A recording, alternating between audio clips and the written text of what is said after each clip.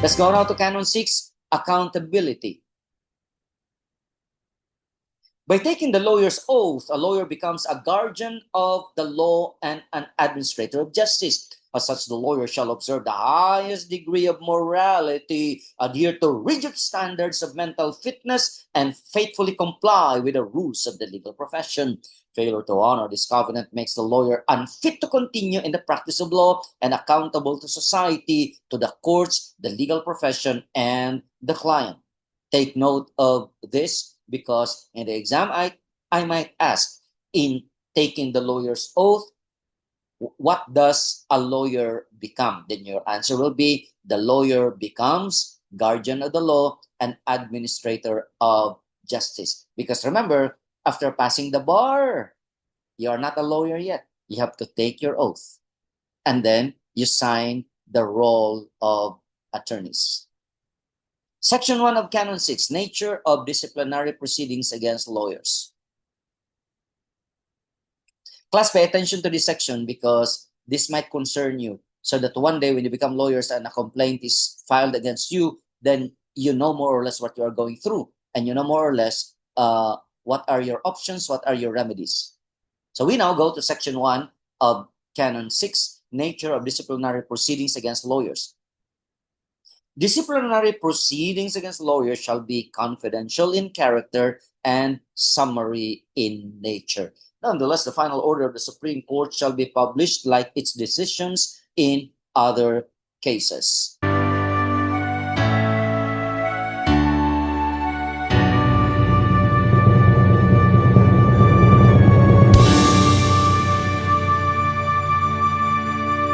We have here a commentary taken from the CBD Rules, Integrated Bar of the Philippines, Rules of Procedure of the Commission on Bar Discipline, Rule 1, Section 4, nature of proceeding. Proceedings before the commission shall be confidential in character and summary in nature. Section 2, how are cases against lawyers instituted? Proceedings for the disbarment and suspension or discipline of lawyers may be commenced by the Supreme Court on its own initiative, or upon the filing of a verified complaint by the Board of Governors of the Integrated Bar of the Philippines, or by any person before the Supreme Court or the IBP.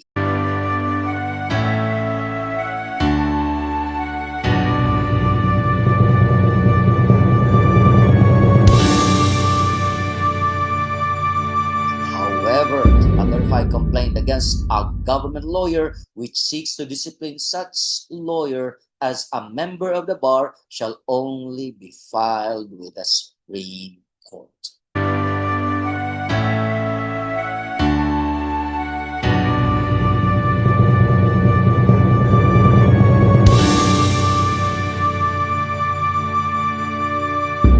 The Integrated Bar, the Philippines Rules of Procedure of the Commission Bar Discipline, Rule 1, Section 4 says, proceedings before the Commission shall be confidential in character and summary in nature.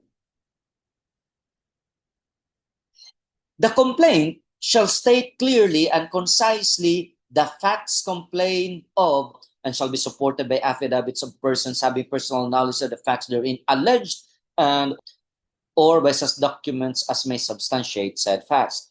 The IBP shall forward to the Supreme Court for appropriate disposition all complaints for disbarment, suspension, and discipline filed against incumbent justices of the Court of Appeals, Sandigan Bayan, Court of Tax Appeals, and judges of lower courts, or against lawyers in the government service, whether or not they are charged singly or jointly with other respondents, and whether or not such complaint deals with acts unrelated to the discharge of their official functions. There you go.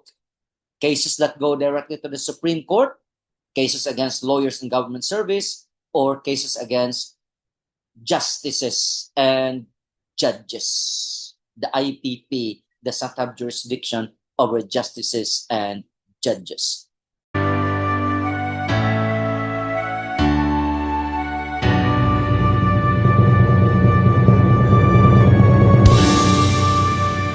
I chair the Committee on Bar Discipline of the IBP Cebu City chapter. So all cases against lawyers belonging to our chapter will land on my table.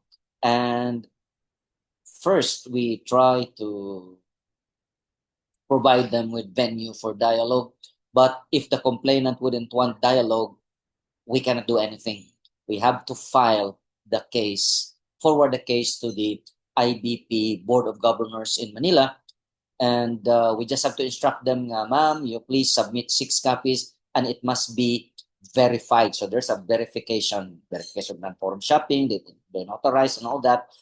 Then I will forward it to Manila for the consideration of the Board of Governors. Then the Board of Governors will now appoint, or usually they draw by lot in order to pick one investigating commissioner. So there are investigating commissioners in every region. And the investigating commissioner, after investigation, then the result of the investigation will be elevated back to the Board of Governors, and the Board of Governors will render decision, and the decision will be forwarded to the Supreme Court for approval, or sometimes the Supreme Court will change the decision. Sometimes the Supreme Court will even jack up the penalty given by the IBP Board of Governors. So the decision of the Board of Governors is not binding upon the Supreme Court. The Supreme Court may even peruse, may even reconsider the decision of the IBP Board of Governors. A verified complaint filed with the Supreme Court may be referred to the IBP for investigation, report, and recommendation, except when filed directly by the IBP, in which case the verified complaint shall be referred to the Office of the Bar Confidant or such fact-finding body as may be designated.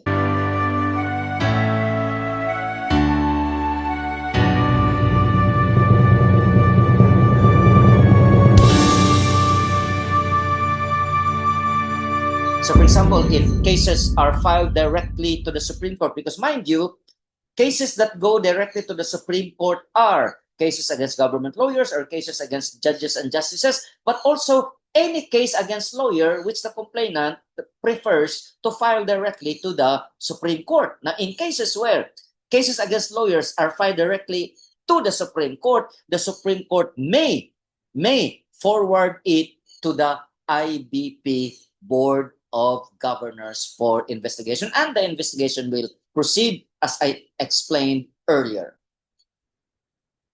Complaints for disbarment, suspension, and discipline filed against incumbent justices of the Court of Appeals, Sandigan Bayan, Court of Tax Appeals, and judges of lower courts, or against lawyers in the judicial service, whether they are charged singly or jointly with other respondents, and whether such complaint deals with acts unrelated to the discharge of their official functions, shall be forwarded by the IBP to the Supreme Court for appropriate disposition. I do solemnly swear that I accept the honor, privilege, duty, and responsibility of practicing law in the Philippines as an officer of the court in the interest of our people. I declare fealty to the Constitution of the Republic of the Philippines. In doing so, I shall work towards promoting the rule of law and the regime of truth, justice, freedom, love, equality, and peace. I shall conscientiously and courageously work for justice, as well as safeguard the rights and meaningful freedoms of all persons, identities, and communities. I shall ensure greater and equitable access to justice. I shall do no falsehood, nor shall I pervert the law to unjustly favor, nor or prejudice anyone. I shall faithfully discharge these duties and responsibilities to the best of my ability, with integrity and utmost civility. I impose all these upon myself without mental reservation nor purpose of evasion. So help me God. Section 3. Contents of the complaint. The complaint shall be verified. It shall state clearly and concisely the acts or omissions complained of, and shall be supported by judicial affidavits of the witnesses and such other documents in support thereof. If the verified complaint is filed before the IBP, 6 copies, like I said, thereof shall be filed with the secretary of the IBP or the secretary of any of its chapters, who shall forthwith transmit the same to the IBP Board of Governors.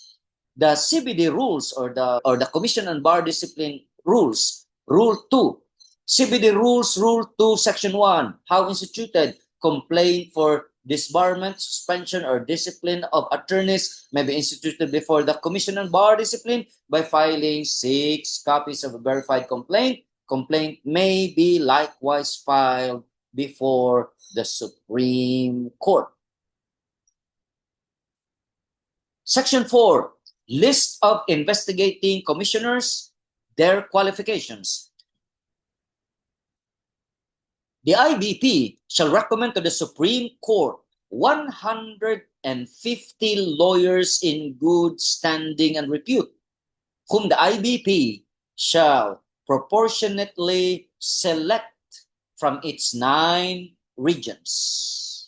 The IBP may periodically recommend the adjustment of the number of investigating commissioners to the Supreme Court according to the existing case load. We visit Rules of Court, Rule 139B, Section 2, National Grievance Investigators. The Board of Governors shall appoint from among IBP members an investigator, or, when special circumstances so warrant, a panel of 3 investigators to investigate the complaint. All investigators shall take an oath of office in the form prescribed by the Board of Governors. A copy of the investigator's appointment and oath shall be transmitted to the SC. Father, you said there's no more Rule 139. I'm just saying that this provision of Section 4 in the CPRA came from the old 139B Section 2 of the Rules of Court when it was still in existence. Section 4. Still on list of investigating commissioners and their qualifications. The list of investigating commissioners with a curriculum vitae of their recommended lawyers shall be submitted by the IBP within a month from the effectivity of the code. Only those approved by the Supreme Court may be designated as investigating commissioners, who shall serve for a term of 3 years unless sooner removed, replaced, or resigned. An updated list shall be submitted by the IBP to the Supreme Court upon removal, replacement, or resignation of a lawyer previously designated as an investigating commissioner by the Supreme Court. All approved investigating commissioners shall take an oath of office in the form prescribed by the IBP. A copy of the investigating commissioner's appointment and oath shall be transmitted to the Supreme Court. Section 5. Assignment by raffle of investigating commissioner. The IBP Board of Governors shall assign by raffle an investigating commissioner from among the lawyers approved by the Supreme Court in the list submitted by the IBP, or, when special circumstances so warrant, a panel of 3 investigating commissioners to investigate the complaint. There again, you find where this provision comes from.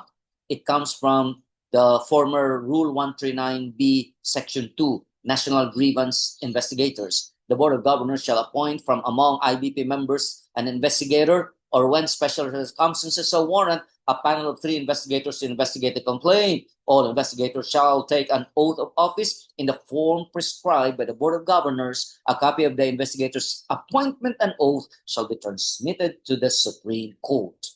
Still a continuation of Rule 139B. An investigator may be disqualified by reason of relationship within the 4th degree of consanguinity or affinity to any of the parties or their counsel, or because of pecuniary interest, or because of personal bias, or his having acted as counsel to such investigator.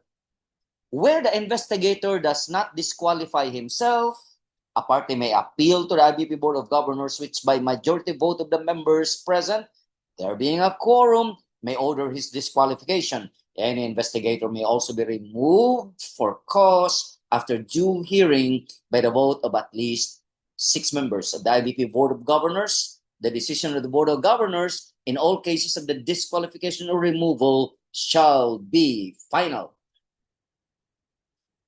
That was the end of 139B. Now let's go to section 6 of Canon 6.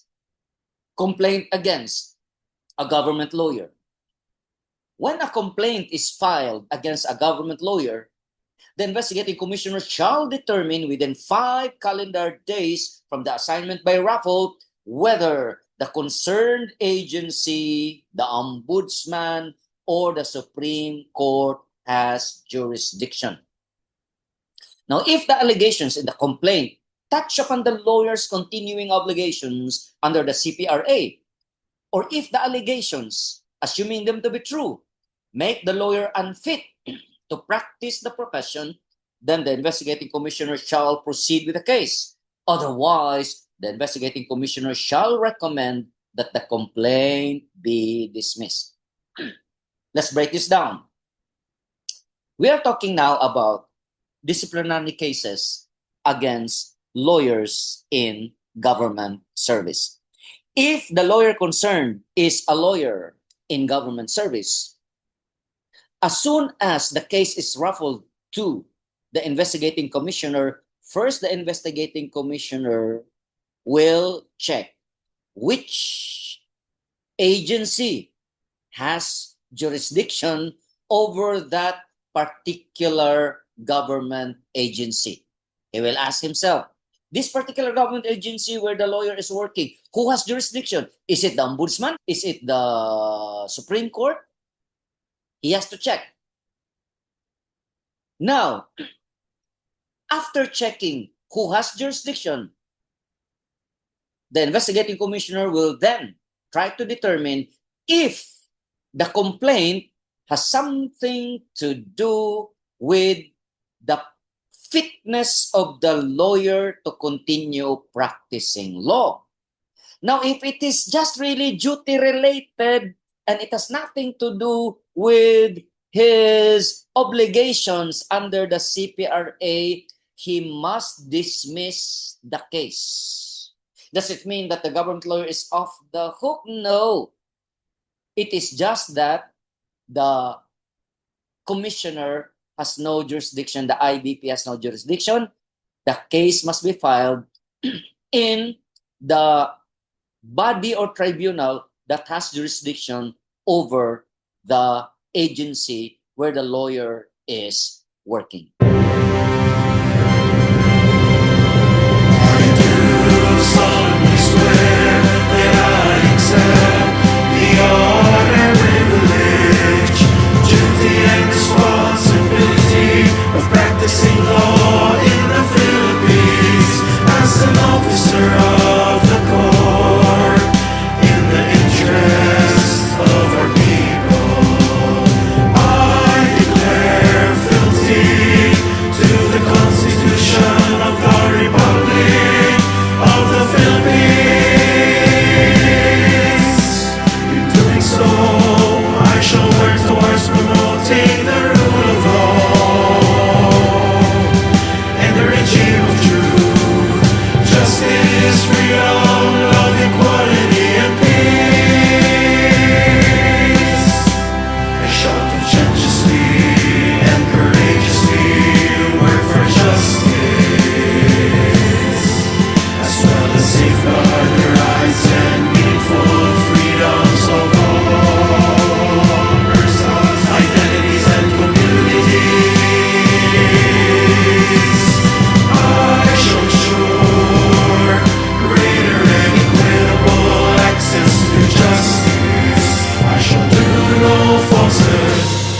shall I pervert the law to unjustly favor or prejudice anyone?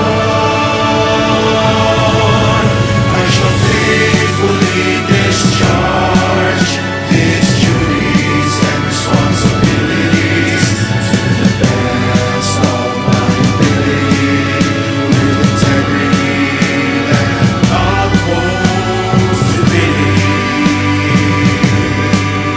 I impose all these upon myself without mental reservation nor purpose of evasion. So help me God.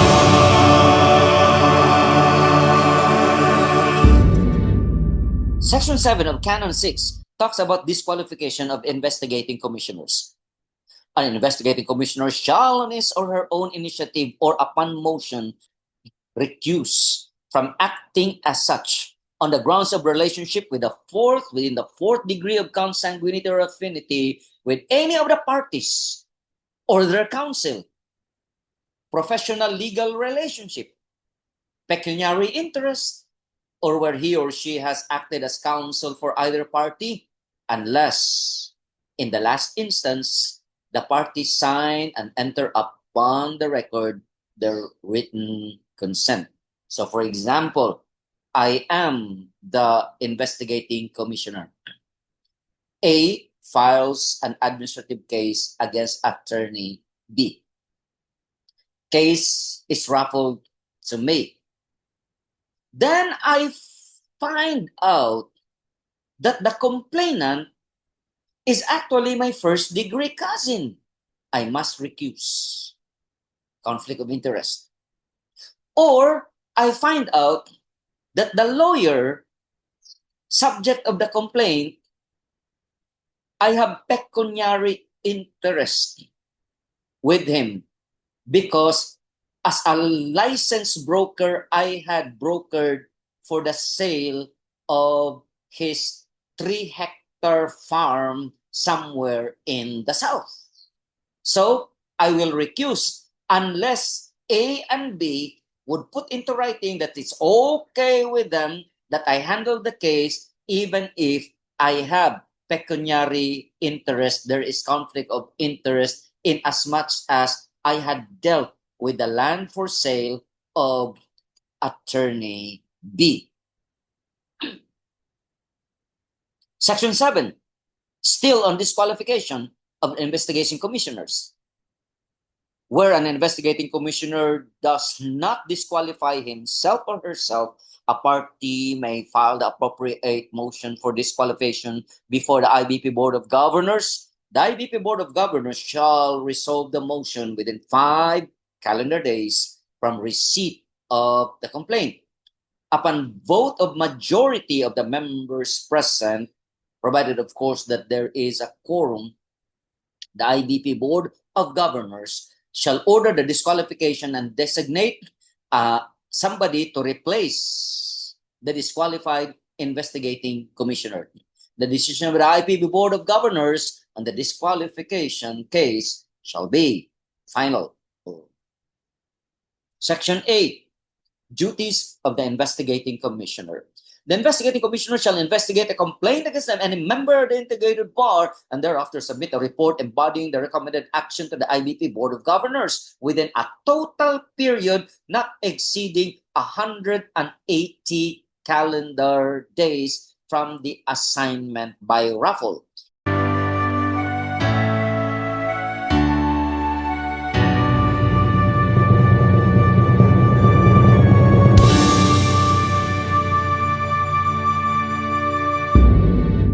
The rules of court, Rule 139B, when it was still existent.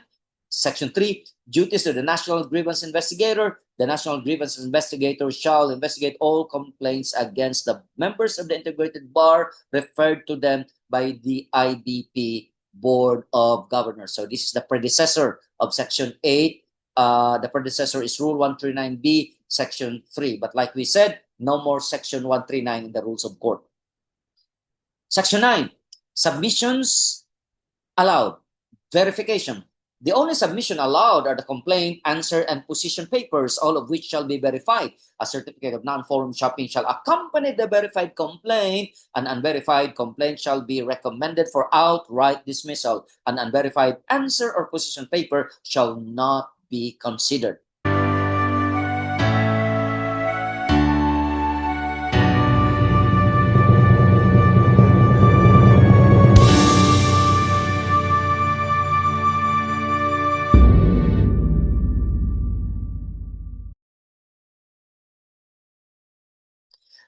The CBD rules, Rule 3, Section 1, pleadings.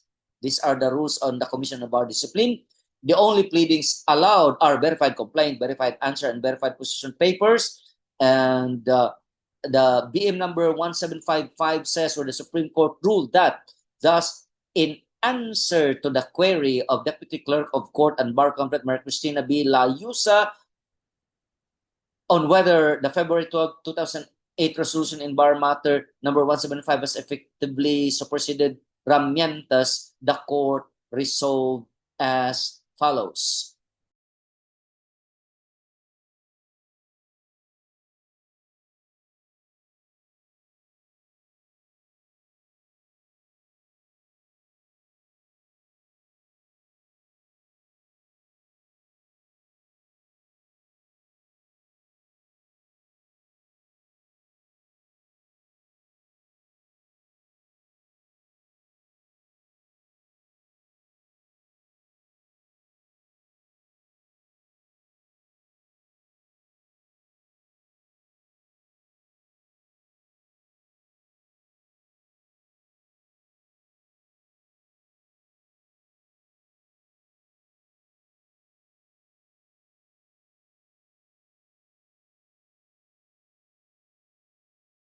BM number 1755 says, where the Supreme Court ruled that, thus, in answer to the query of Deputy Clerk of Court and Bar Complaint Maria Cristina B. Layusa on whether the February 12, 2008 resolution in bar matter number 175 has effectively superseded ramientas, the court resolved as follows.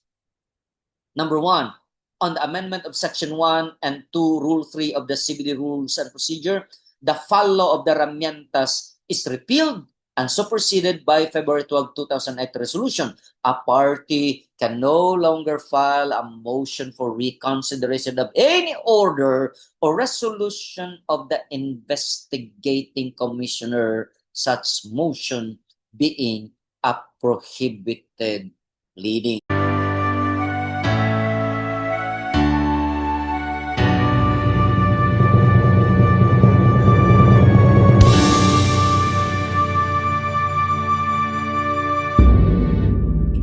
Regarding the issue of whether a motion for reconsideration of a decision of the resolution of the Board of Governors can be entertained, an aggrieved party can file said motion with the Board of Governors within 15 days from notice of receipt thereof by said party. So if somebody will quote the case of ramientas, tell them that ramientas is already repealed and superseded by the February 12, 2008 resolution of the court.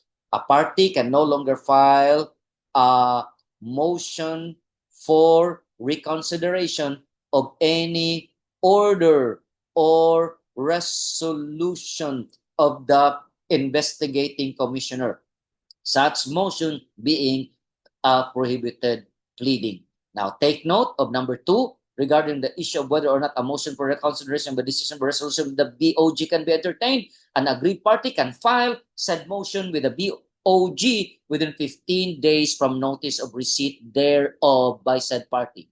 Father, wait. I thought number 1 says that no more motion for reconsideration. How come number 2 tells us to file the motion for reconsideration 15 days from the notice of receipt thereof?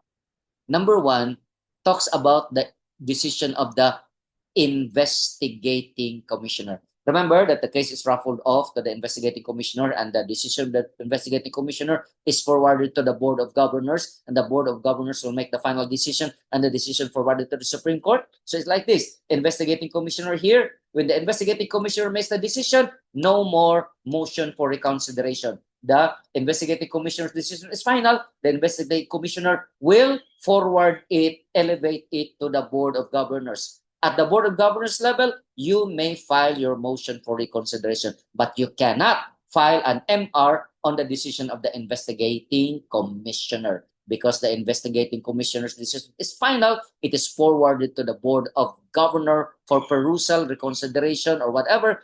And then, if you want to file an MR, you file it with the Board of Governors 15 days from notice or receipt thereof by the said party.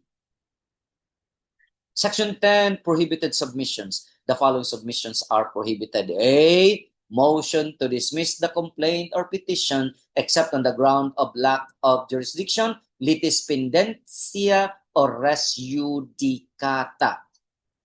B, motion for bill of particulars. C, motion to reopen or motion for new trial. Letter D, petition for relief from judgment. And letter E, supplemental pleadings. Letter F, motion for reconsideration of a judgment on the merits except a motion for reconsideration of an interlocutory order or resolution. The matter of prohibited pleadings is also found in the CBD Rules, Rule 3, Section 2, which says the following pleadings shall not be allowed, to wit, motion to dismiss the complaint or petition, motion for bill of particulars, motion for new trial, petition for relief from judgment, and supplemental pleadings. Section 11, lack of prima facie showing of liability, outright dismissal.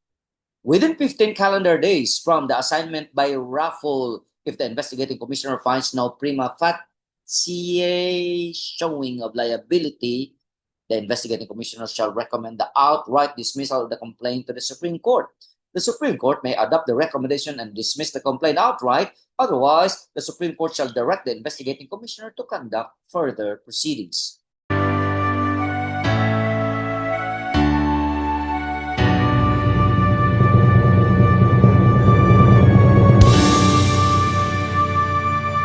Section 12, effect of death of the lawyer on administrative disciplinary cases. Disciplinary proceedings may not be instituted against a lawyer who has died.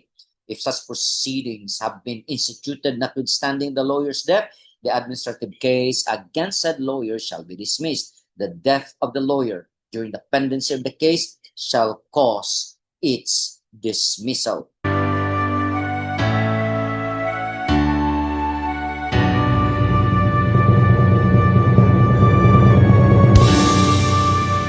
Section 13, issuance of summons.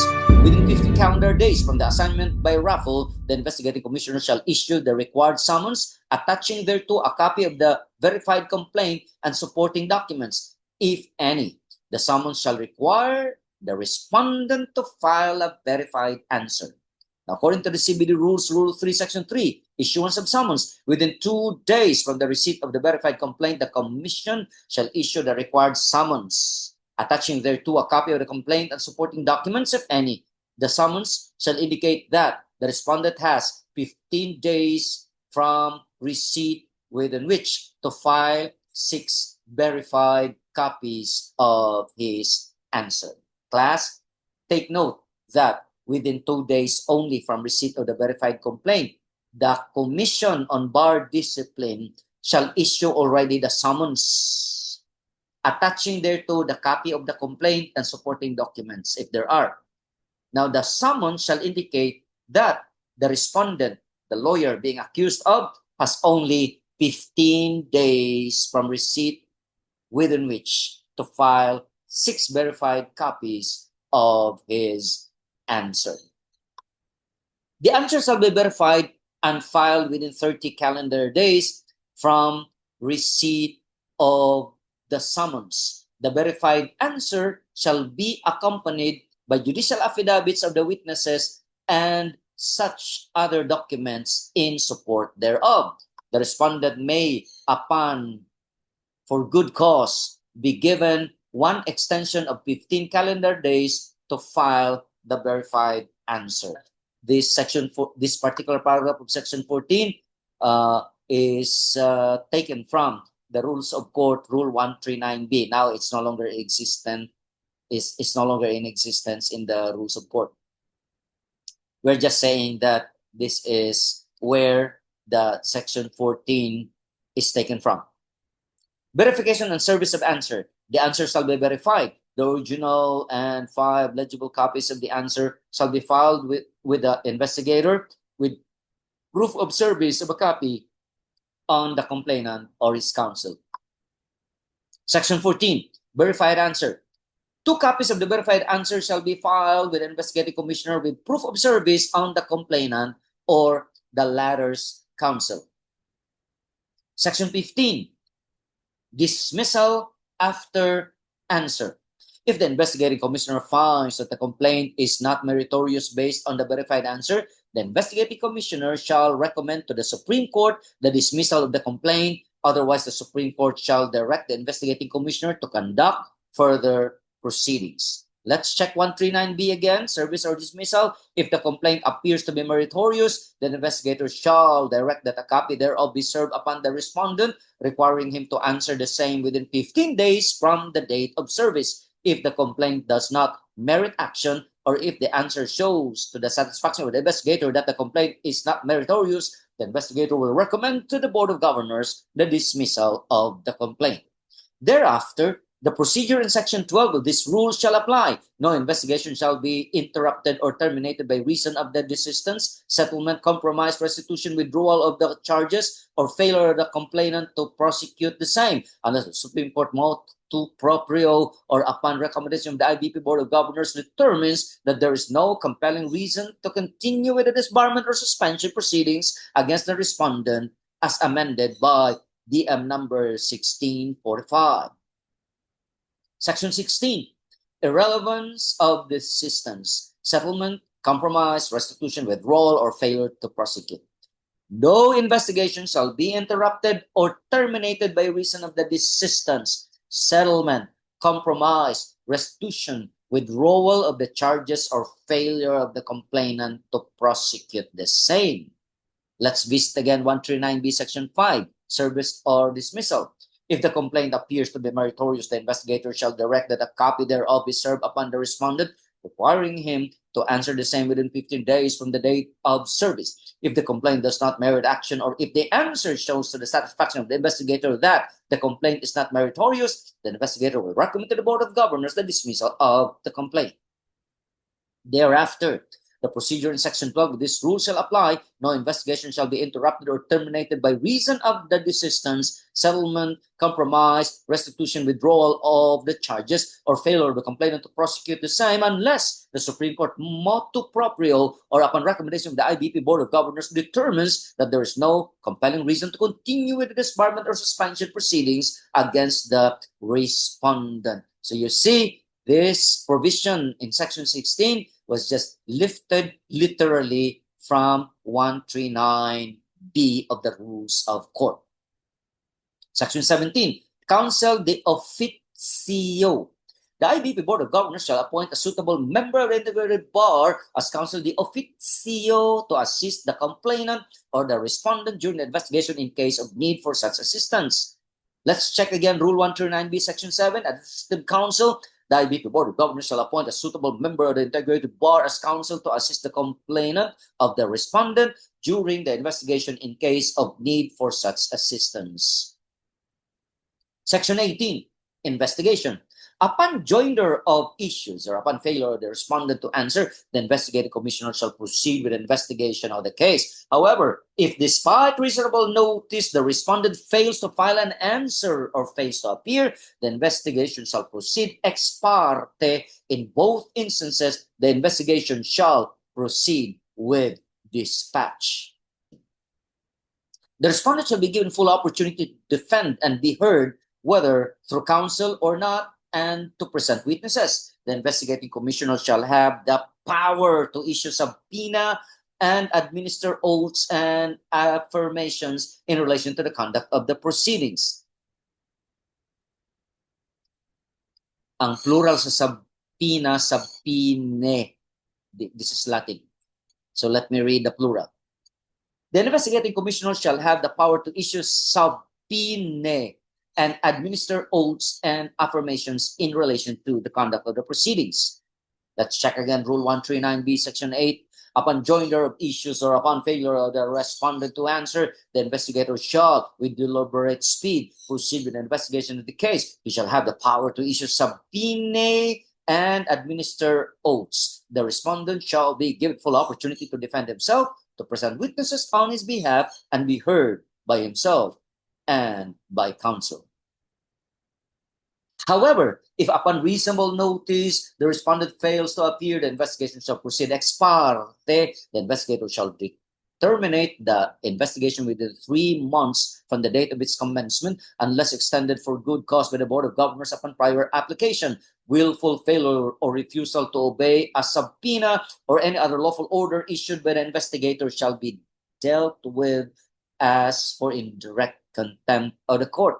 The corresponding charge shall be filed by the investigator before the IBP Board of Governors, which shall require the alleged contemptor to show cause within 10 days from notice. Class, take note of this particular provision in the old 139B of the Rules of Court, already lifted and placed in the CPRA. The person who does not honor the subpoena or the notices sent by the investigating commissioners, that is contemptible and you can be cited in contempt. So this charge for contempt may be filed by the investigator before the IBP Board of Governors, which shall require the alleged contemptor to show cause within 10 days from notice. So it is not the investigating commissioner who will cite you in contempt if you do not cooperate, but the investigator will file it before the Board of Governors, and the Board of Governors will require the alleged contemptor to show cause within 10 days from notice. The IBP Board of Governors may thereafter conduct hearings, if necessary, in accordance with the procedure set forth in its rule for hearings before the investigator. Such hearing shall, as far as practicable, be terminated within 15 days from its commencement. Thereafter, the IBP Board of Governors shall, within like period of 15 days, issue a resolution setting forth its findings and recommendations, which shall forthwith be transmitted to the Supreme Court for final action, and if warranted, the imposition of the penalty.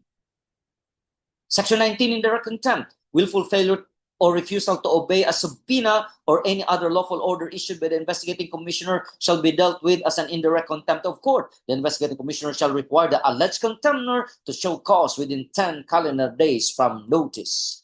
Upon a receipt of the compliance or lapse of the period to comply, the investigating commissioner may conduct a hearing, if necessary, in accordance with the procedure set forth under Canon 6, Section 22 for hearings before the investigating commissioner. Such hearing shall be terminated within 15 calendar days from commencement. Thereafter, the investigating commissioner shall submit a report and recommendation to the IBP Board of Governors within 15 calendar days from the termination of the contempt proceeding. Within 30 calendar days from the receipt of the investigating commissioner's report and recommendation on the contempt charge, the IBP Board of Governors, through a resolution, may either adopt, modify, or disapprove the recommendation of the investigating commissioner. The action of the IBP Board of Governors shall be immediately executory.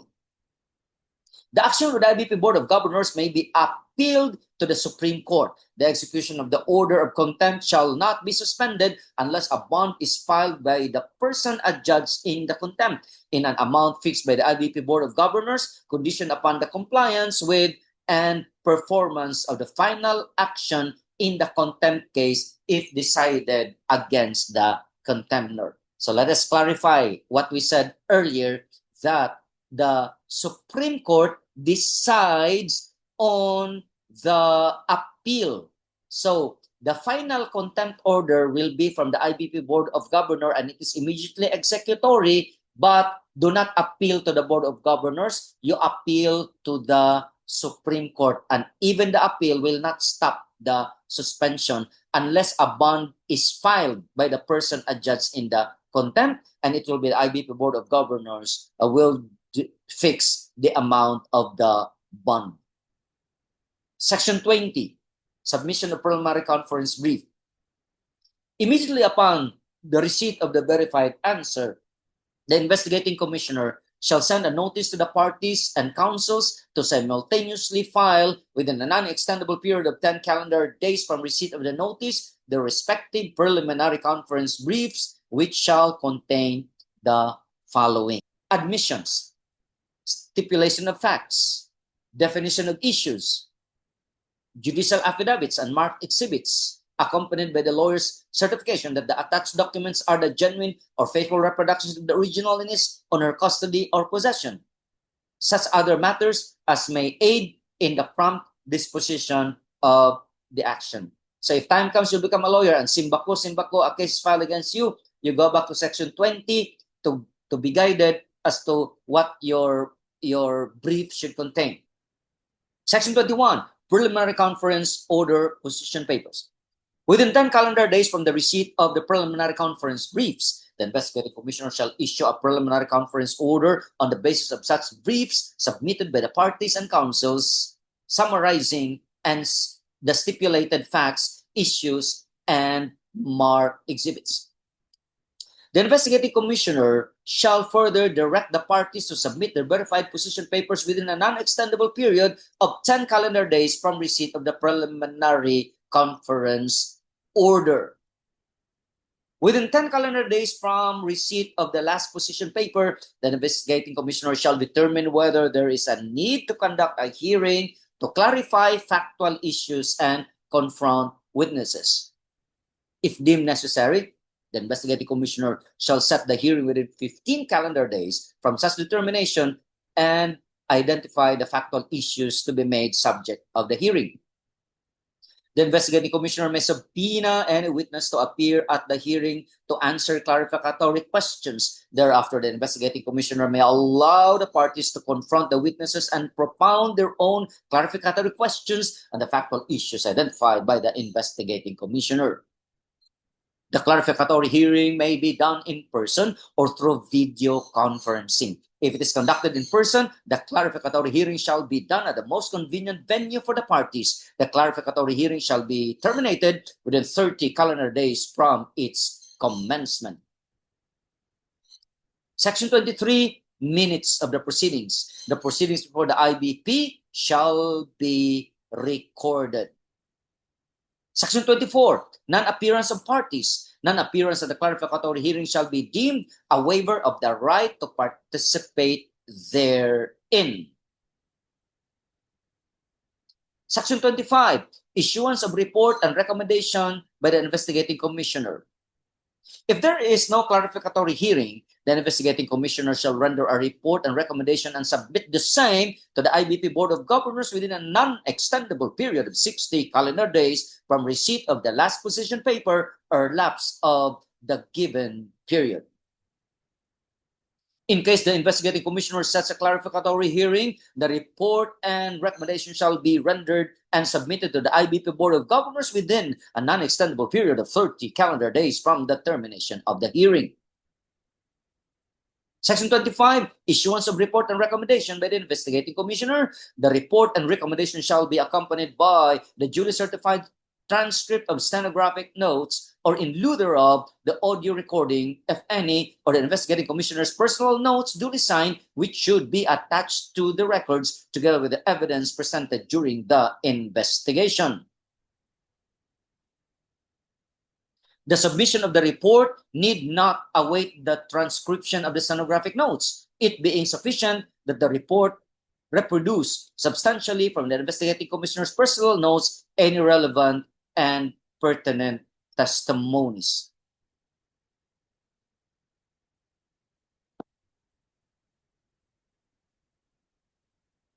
If the hearing is conducted through video conferencing, the proceeding shall be recorded by the investigating commissioner. It shall form part of the records of the case, appending thereto relevant electronic documents taken up or issued during the hearing.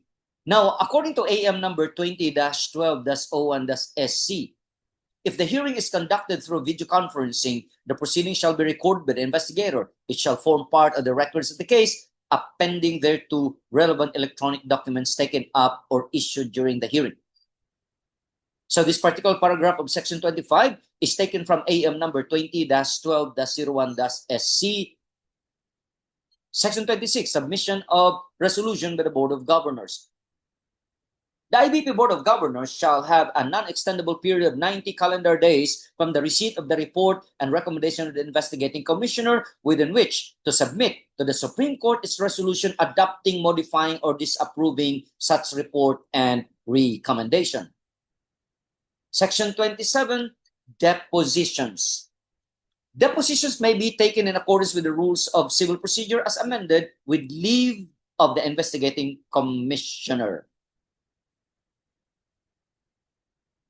Section 28, filing and service. The filing and service of papers or notices required by this canon shall be made with the commission or upon the parties personally by registered mail, accredited courier, electronic mail, or other electronic means, or as provided for in international conventions to which the Philippines is a party.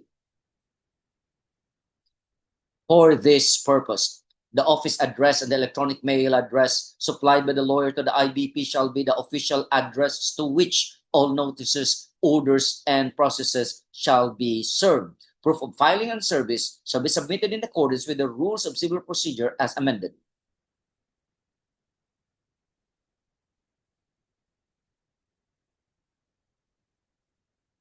Section 29, substantial defects, motion to reopen. Any substantial defect in the complaint, notice, answer, or in the proceeding or the investigating commissioner's report which may result in the miscarriage of justice may be raised as an error before the Supreme Court unless the defect results in the deprivation of the right to due process. In case of the latter, the matter may be brought before the IBP Board of Governors by way of a motion to reopen within 60 calendar days from knowledge. Section 30, proceedings initiated before the Supreme Court. In proceedings initiated by the Supreme Court or proceedings commenced by complaint filed with the Supreme Court, the Supreme Court may refer the case for investigation, report, and recommendation to the Office of the Bar Confidant or the IBP or other fact-finding body that is designated or created by the Supreme Court for such purpose. Cases referred to the Office of the Bar Confidant or other fact-finding body or the IBP shall proceed in the same manner provided in Section 5 to 29 of this canon. In any event, the report and recommendation and the investigation shall be reviewed directly by the Supreme Court, which shall take such necessary action on the report and recommendation as may be warranted. Section 31, preventive suspension. After receipt of respondent's answer or lapse of the period, therefore, the Supreme Court on its own initiative or upon the recommendation of the IBP Board of Governors, the Office of the Bar Confidant, or the fact-finding body referred to in Section 30 may suspend the lawyer from the practice of law during the pendency of the investigation for a period not exceeding 180 calendar days or until such suspension is lifted by the Supreme Court in order to prevent interference with or obstruction of the investigation, tampering, concealment, or destruction of evidence, intimidating, or exerting undue influence on any witness. Class, take note. While the CPRA sets the period of 180 calendar days of suspension, there is an alternative, or until such suspension is lifted by the Supreme Court. Section 31, still on preventive suspension. Section 32, in administrative disciplinary cases, the complainant has the burden of proof to establish with substantial evidence the allegations against the respondent. Substantial evidence is that amount of relevant evidence which a reasonable mind might accept as adequate to justify a conclusion. Serious offenses? What are serious offenses? A, gross misconduct or any inexcusable, shameful, or flagrant unlawful conduct. B, serious dishonesty, fraud, or deceit, including falsification of documents and making untruthful statements. C, bribery or corruption. D, gross negligence in the performance of duty or conduct that is reckless and inexcusable, which results in the client being deprived of his or her day in court. E, conviction of a crime involving moral turpitude. F, grossly immoral conduct or an act that is so corrupt or false as to constitute a criminal act or so immoral as to be reprehensible to a high degree. G, misappropriating a client's funds or properties. H, gross ignorance of the law or procedure or the disregard of basic rules and settled jurisprudence when either is attended by bad faith, malice, or corrupt motive. I, grossly undignified conduct prejudicial to the administration of justice. J, sexual abuse. Take note of section 33 that you can gross ignorance will only be considered serious offense if it is attended with bad faith, malice, or corrupt motive. Take note of this, because not all gross ignorance of the law or procedure will be deemed serious offense. It must be attended by bad faith, malice, or corrupt motive. Letter K, gender-based sexual harassment or discrimination. Letter L, open defiance to any order of the court, tribunal, or other government agency. Letter M, threat of physical or economic harm amounting to a crime directed to a fellow lawyer, the latter's client or principal, a witness, or any official or employee of a court, tribunal, or other government agency. N, willful and deliberate forum shopping through gross negligence, intentional violation of the rule on privileged communication, violation of the notarial rules, except reportorial requirements when attended by bad faith. So, you violate notarial rules, serious offense, but you only failed to submit your notarial report to the clerk of court, to the office of the clerk of court, and there is no bad faith, it is not considered a serious offense. It is lower in level in the grade of offenses. Letter R, influence peddling or using one's relationships to obtain a favorable action on or outcome in any pending matter or proceeding, directly or indirectly, with or without monetary consideration from any officer of a court, tribunal, or other government agency. Letter S, unlawful discrimination under Canon 5, and letter T, sale, distribution, possession, and or use of illegal drugs or substances.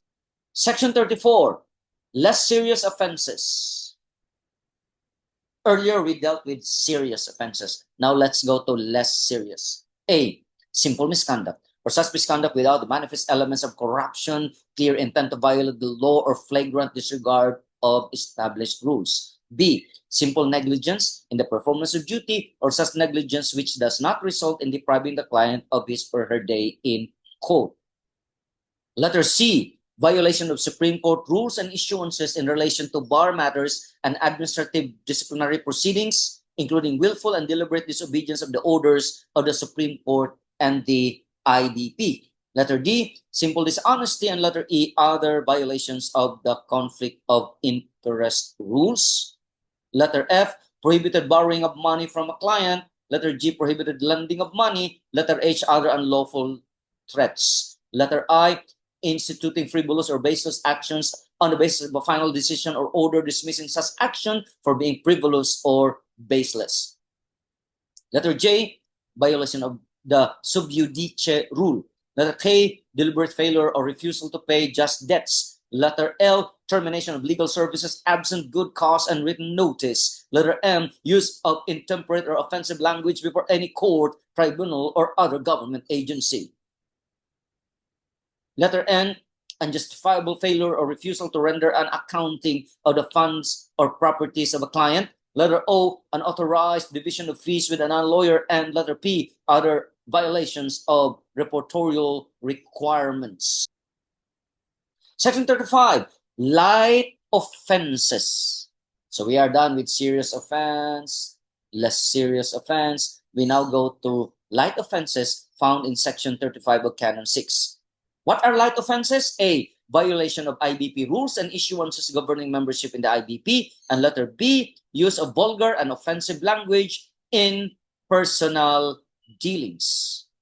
Letter C, fraternizing with the officials or employees of a court, tribunal, or other government agency where the respondent has a pending case or cases to such a degree and frequency as would give the appearance of power or influence over them, or which tends to create an impression of impropriety.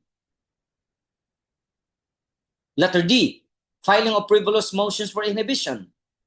Letter E, failure to promptly call upon client to rectify a fraudulent act. Or letter F, other similar or analogous infractions of the CPRA. Section 36, assisting in the commission of an offense. Any lawyer who shall knowingly assist another lawyer in the commission of any serious, less serious, or light offense punished by the CPRA may also be held liable.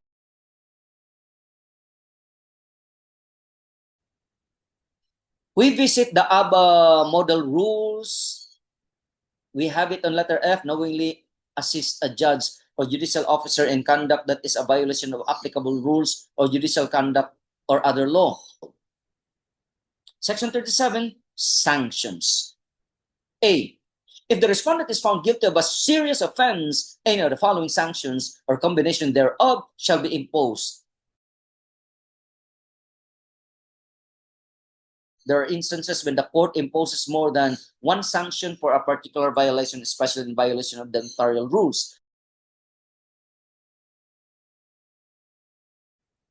Section 37, sanctions. A, if the respondent is found guilty of a serious offense, any of the following sanctions or combination thereof shall be imposed. Disbarment, suspension from the practice of law for a period exceeding 6 months, revocation of notarial commission, and disqualification as notary public for not less than 2 years, or a fine exceeding 100,000 pesos. B, if the respondent is found guilty of less serious offense, any of the following sanctions or combination thereof shall be imposed. 1, suspension by the practice of law for a period within the range of 1 month to 6 months, or revocation of the notarial commission and disqualification as notary public for less than 2 years. Under Rule 140, the suspension for a serious charge has a maximum ceiling of 1 year. However, considering that the court has in many instances suspended a lawyer for more than 1 year, the ceiling may not be appropriate. Let's continue with the sanctions. A fine within the range of 35,000 to 100,000.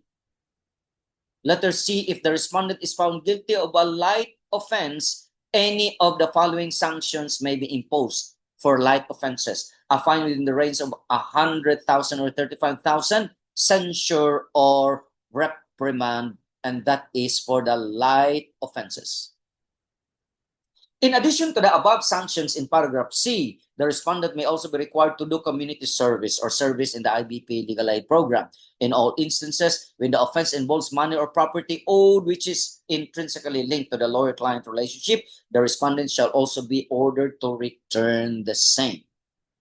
Section 38, modifying circumstances in cases against lawyers. In determining the appropriate penalty to be imposed, the court may, in its discretion, appreciate the following mitigating and aggravating circumstances. Let's go to the mitigating circumstances.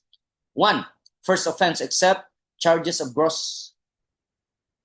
Number 1, first offense except in charges of gross misconduct, bribery or corruption, grossly immoral conduct, misappropriating a client's funds or properties, sexual abuse and sale, distribution, possession, and or illegal use of drugs and substances. And number 2, absence of bad faith or malice. These are mitigating circumstances.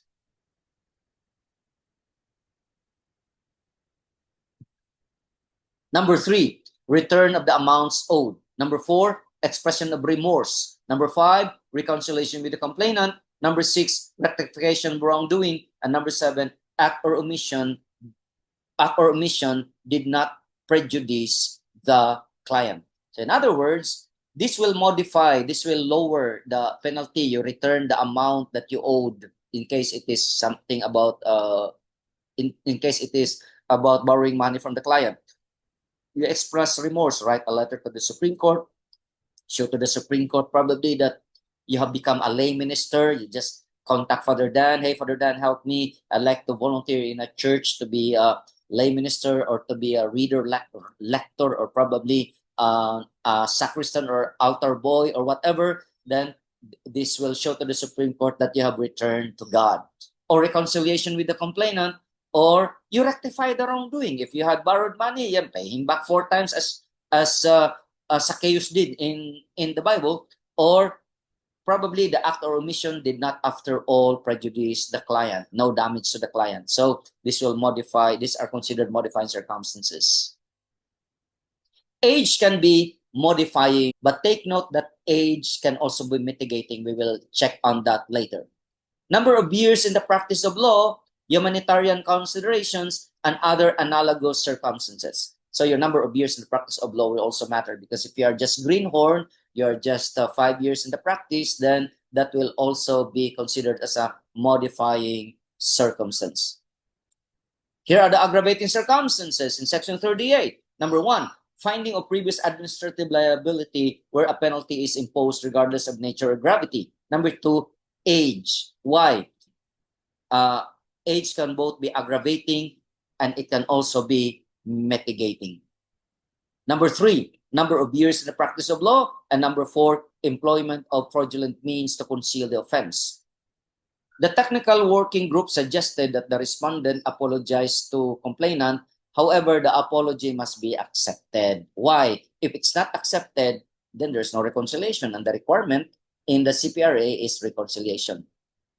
Here's another suggestion.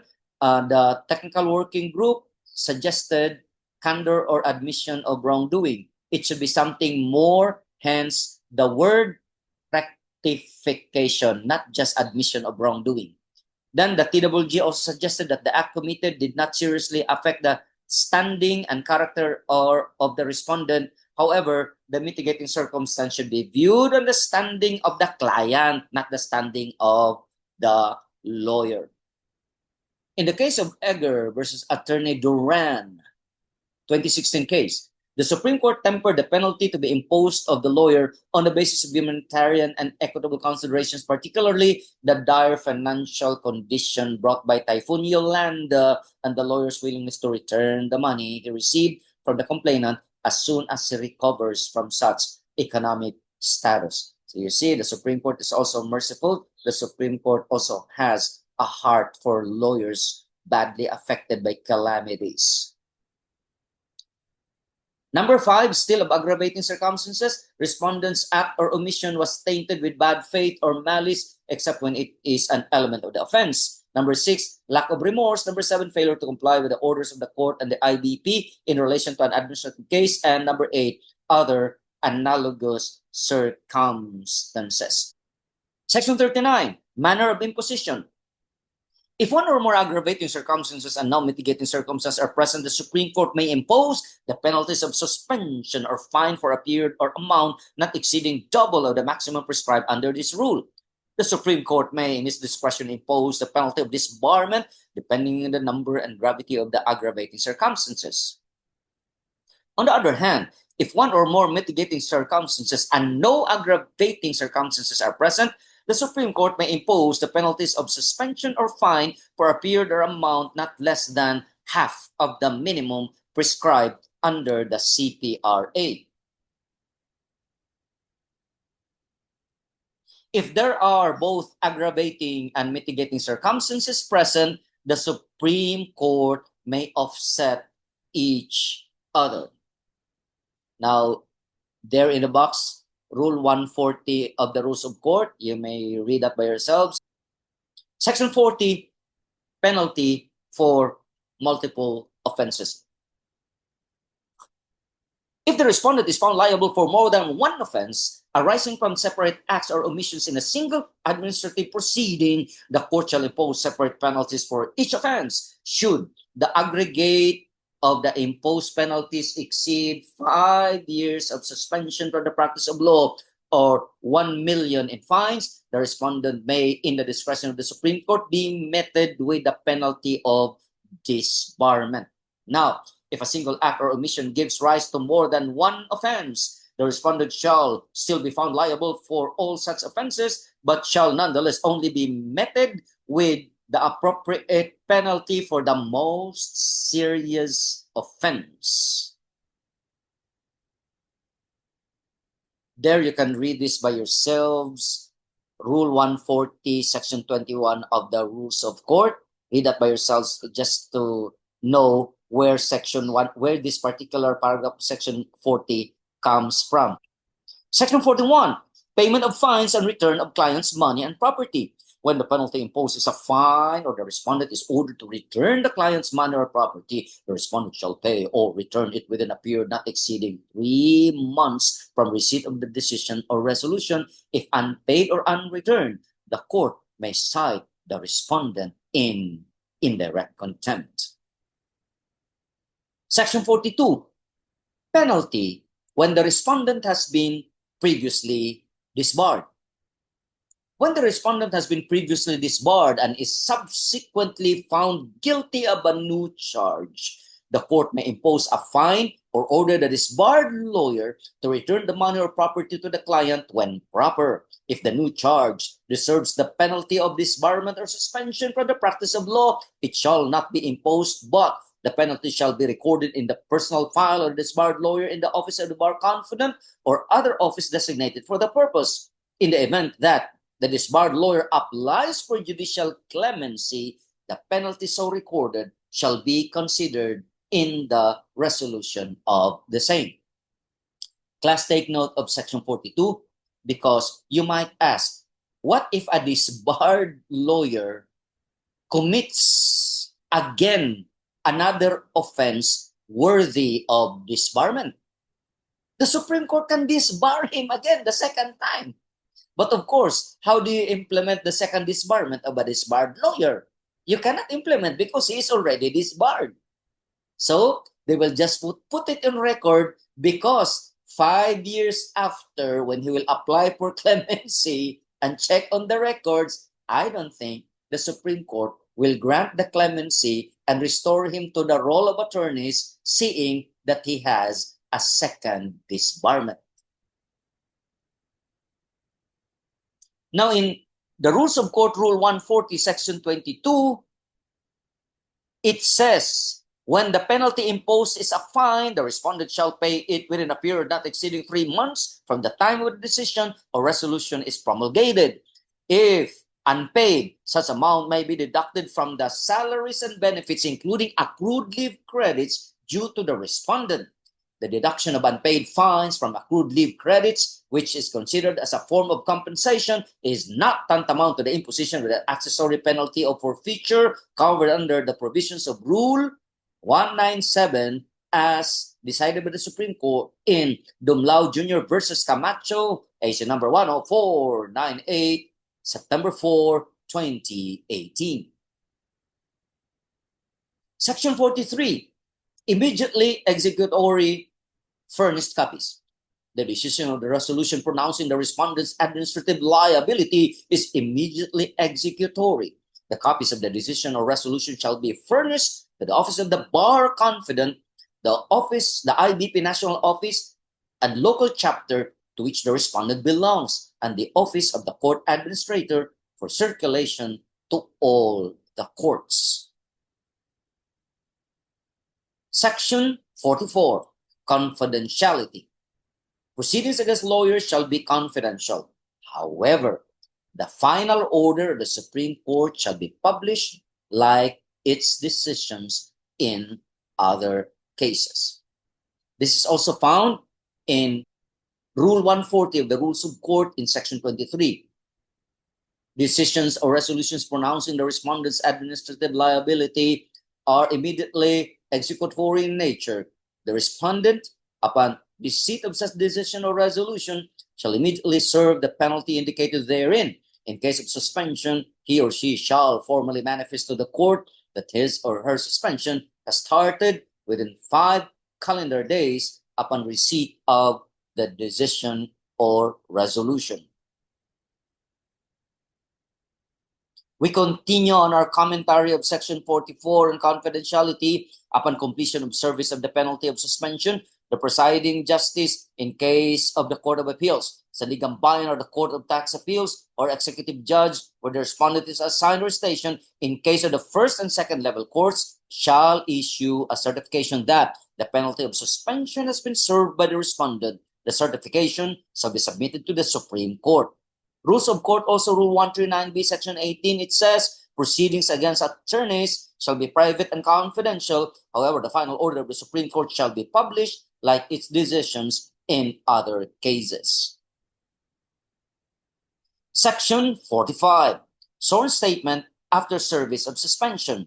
Upon the expiration of the period of suspension from the practice of law, the lawyer shall file a sworn statement with the Supreme Court through the office of the bar confidant to show that the petitioner, during the period of suspension, A, has not appeared before any court, tribunal, or other government agency, whether in respect of current, former, or prospective clients. B, has not assigned or filed any pleading or other court submission. C, has duly informed his or her clients, law firm, law school, where the lawyer is teaching, legal clinic, or other legal service organization of which he or she is a member regarding the suspension. And D, has not otherwise performed any act directly or indirectly that amounts to the practice of law. Section 45. Sworn statement after service of suspension. The sworn statement shall state the date of the lawyer's receipt of the order, decision, or resolution imposing the penalty of the suspension, as well as a list of the lawyer's engagements affected by the suspension, indicating the relevant court, tribunal, or other government agency, if any. Copies of the sworn statement shall be furnished to the local chapter of the IBP, to the executive judge of the courts where the suspended lawyer has pending cases handled by him or her, and or where he or she has appeared as counsel. Section 46. Resumption of the practice of law. Now, the sworn statement shall be considered as proof of the suspended lawyer's compliance with the order of suspension. Such lawyer shall be allowed to resume the practice of law upon the filing of the sworn statement before the Supreme Court. However, any false statement in the sworn statement shall be a ground for a complaint for disbarment. Within 5 days from the filing of the sworn statement and the office of the bar confidant determines that there is a false statement stated therein, it shall refer the same to the court for its immediate action. Section 47. Reinstatement in the role of attorneys. A lawyer who has been disbarred may file a verified petition for judicial clemency after 5 years from the receipt of the order, decision, or resolution. Now, there's a nota bene below in the box where the office of the bar confidant, the documents required are the following. 1. Certification from the competent courts that lawyer desisted from appearing. 2. Certification from the IBP local chapter with a similar tenor. 3. Certification from the HR cash division that the lawyer did not practice his profession and that he did not receive any remuneration, therefore, in the case of a lawyer working in government. Then the verified petition for judicial clemency shall allege the following. A, that the verified petition was filed after 5 years from the receipt of the order, decision, or resolution of disbarment. B, that the disbarred lawyer has fully complied with the terms and conditions of all prior disciplinary orders, including orders of restitution. C, that he or she recognizes the wrongfulness and seriousness of the misconduct for which he or she was disbarred by showing positive acts evidencing reformation. D, that he or she has reconciled or attempted in good faith to reconcile with the wrong private offended party in the disbarment case, or if the same is not possible, an explanation as to why such attempt at reconciliation could not be made. Where there is no private offended party, the plea for clemency must contain a public apology, and letter E, notwithstanding the conduct for which the disbarred lawyer was disciplined, he or she has the requisite moral character and competence. Section 48, we continue Section 48. We have here a case, letter of Judge Diaz in AM number 07-7-17-SC, 19 September 2007. I quote, in the exercise of its constitutional power of administrative supervision over all courts and all personnel thereof, the court lays down the following guidelines in resolving requests for judicial clemency. Number one, there must be proof of remorse and reformation. These shall include, but should not be limited to, certification of testimonials of the officers or chapters of the Integrated Bar of the Philippines, judges or judges' associations, and prominent members of the community with proven integrity and probity. A subsequent finding of guilt in an administrative case for the same or similar misconduct will give rise to a strong presumption of non-reformation. 2. Sufficient time must have lapsed from the imposition of the penalty to ensure a period of reformation. 3. The age of the person asking for clemency must show that he still has productive years ahead of him that can be put to good use by giving him a chance to redeem himself. Number 4, there must be a showing of promise such as intellectual aptitude, learning or legal acumen, or contribution to legal scholarship and the development of the legal system or administrative and other relevant skills, as well as potential for public service. 5, there must be other relevant factors and circumstances that may justify clemency. We continue Section 48 on petition for judicial clemency. Any of the following allegations may also be made in support of the petition. A, that he or she still has productive years that can be put to good use if given a chance. B, there's a showing of promise such as intellectual aptitude, learning or legal acumen, or contribution to legal scholarship and the development of the legal system or administrative and other relevant skills, as well as potential for public service. Section 49, action on the petition for judicial clemency, prima facie merit. Upon the receipt of the petition, the Supreme Court shall conduct a preliminary evaluation and determine if the same has prima facie merit based on the criteria. If the petition has prima facie merit, the Supreme Court shall refer the petition to the office of the bar confidant or any fact-finding body the court so designates for investigation, report, and recommendation. If the petition fails to show any prima facie merit, it shall be denied outright. Section 50, investigation by the office of the bar confidant or other fact-finding body. The office of the bar confidant or any other fact-finding body designated shall conduct and terminate the investigation and submit to the Supreme Court its report and recommendation within 90 calendar days from receipt of the referral. Section 51, decision on the petition for judicial clemency, quantum of evidence. The Supreme Court shall decide the petition on the basis of clear and convincing evidence. What quantum of evidence?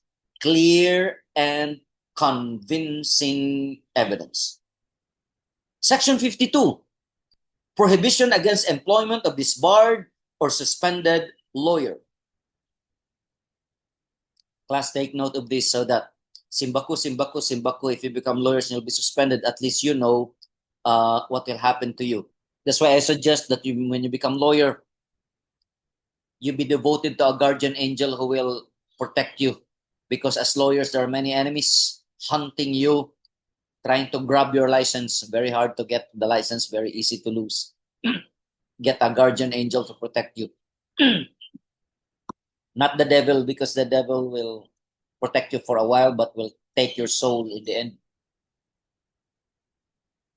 Section 52, prohibition against employment of disbarred or suspended lawyer. A lawyer who has been disbarred or suspended shall not be employed or engaged in the practice of law, including the performance of the following acts. Letter A, providing legal consultation or advice. Letter B, appearing on behalf of a client in any hearing or proceeding before any court, tribunal, or other government agency. Letter C, appearing as a representative of a client at the deposition or other discovery matter. Letter D, negotiating or transacting any legal matter for or on behalf of a client with third parties. Letter E, receiving, disbursing, or otherwise handling a client's funds. Letter F, teaching law subjects in any educational institution or acting and being commissioned as a notary public. My God, if you are disbarred, you cannot even teach law subjects in any institution. A suspended lawyer shall immediately cease and desist from the practice of law until the suspension is lifted by the Supreme Court. Any client previously represented by a suspended lawyer may engage the services of a new lawyer. Now, the disbarment or suspension by handling lawyer shall not terminate the lawyer-client engagement between the client and the law firm unless the client chooses otherwise. Section 53, cost. All reasonable and necessary expenses incurred in relation to the disciplinary and disbarment proceedings are lawful charges for which the parties may be taxed as costs subject to proof.